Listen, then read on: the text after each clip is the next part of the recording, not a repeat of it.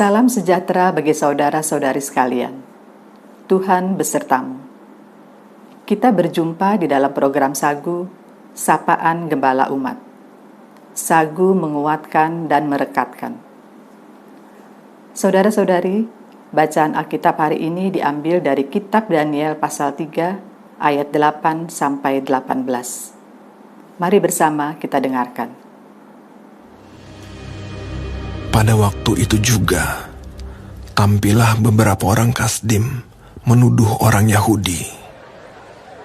Berkatalah mereka kepada Raja Nebukadnezar, "Ya Raja, kekalah hidup Tuanku.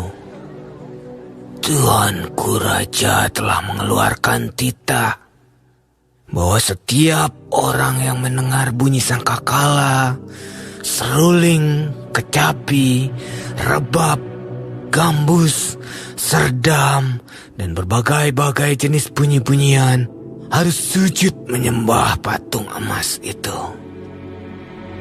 Dan bahwa siapa yang tidak sujud menyembah akan dicampakkan ke dalam perapian yang menyala-nyala." Ada beberapa orang Yahudi yang kepada mereka telah Tuanku berikan pemerintahan atas wilayah Babel, yakni Sadrak, Mesak, dan Abednego. Orang-orang ini tidak mengindahkan titah Tuanku, ya Raja. Mereka tidak memuja dewa Tuanku dan tidak menyembah patung emas yang telah Tuanku dirikan. Sesudah itu, Nebukadnezar memerintahkan dalam marahnya dan geramnya untuk membawa Sadrak, Mesak, dan Abednego menghadap. Setelah orang-orang itu dibawa menghadap raja, berkatalah Nebukadnezar kepada mereka, "Apakah benar, hai Sadrak, Mesak, dan Abednego, bahwa kamu tidak memuja dewaku dan tidak menyembah patung emas yang kudirikan itu? Sekarang, jika kamu bersedia, demi kamu mendengar bunyi sangkakala, seruling, kecapi, rebab, gambus, serdam, dan berbagai-bagai jenis bunyi-bunyian, sujudlah menyembah patung yang kubuat itu. Tetapi jika kamu tidak menyembah, kamu akan dicampakkan seketika itu juga ke dalam perapian yang menyala-nyala. Dan dewa manakah yang dapat melepaskan kamu dari dalam tanganku?" Lalu Sadrak, Mesak, dan Abednego menjawab Raja Nebukadnezar, "Tidak ada gunanya kami memberi jawab kepada Tuanku dalam hal ini. Jika Allah kami yang kami puja sanggup melepaskan kami, maka Ia akan melepaskan kami dari perapian yang menyala-nyala itu dan dari dalam tangan-Mu, ya Raja. Tetapi seandainya tidak, hendaklah Tuanku mengetahui, ya Raja, bahwa kami tidak akan memuja dewa Tuanku dan tidak akan menyembah patung emas yang Tuanku dirikan itu." Renungan hari ini bertema ujian kesetiaan. Nats diambil dari kitab Daniel pasal 3 ayat 18. "Hendaklah Tuanku mengetahui, ya Raja, bahwa kami tidak akan memuja dewa Tuanku dan tidak akan menyembah patung emas yang Tuanku dirikan itu." Seorang perawat muda sedang membantu operasi untuk pertama kalinya.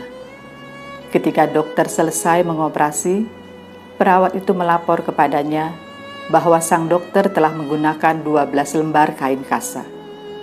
Tetapi saat dihitung setelah operasi hanya ada 11. Dengan kasar, dokter itu menjawab bahwa ia telah mengeluarkan semua kain kasa dari dalam tubuh pasien. Si perawat bersikeras bahwa kain kasanya hilang satu. Tetapi dokter itu berkata bahwa ia akan melanjutkan tugasnya dengan menjahit sayatan operasi pasien. Dengan mata menyala-nyala, perawat itu berkata, "Anda tidak boleh melakukannya.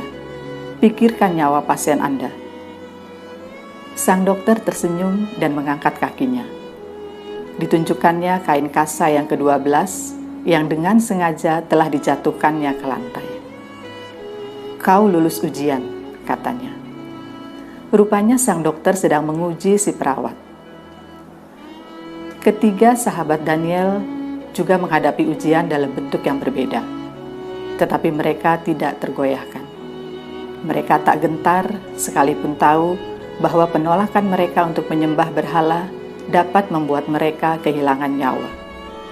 Mereka membuktikan kesetiaan kepada Allah dengan memegang teguh pendirian mereka. Tuhan mengizinkan ujian dan pencobaan memasuki hidup anak-anak-Nya. Tantangan ini dapat berupa kesempatan untuk memuaskan keinginan daging atau serangkaian situasi yang mematahkan semangat. Apapun bentuknya, jangan menyerah. Kita harus tetap berdiri di atas kebenaran dan percaya bahwa Allah menyediakan semua anugerah yang kita butuhkan. 1 Korintus 10 ayat 13. Apakah Anda telah diuji dan tetap setia? Batu permata menjadi halus karena diasah.